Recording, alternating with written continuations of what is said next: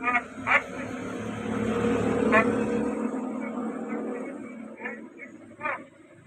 इसलिए भी अभी तक हमें वो रुझान, वो प्रायोरिटी एसएमईज की आई है।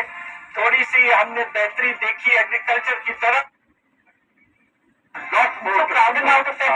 सब बारी आएगी इनकी, जो कैपिटल बचेगा ही नहीं तो कहाँ से small and medium enterprises loan लेने जोगी होंगे।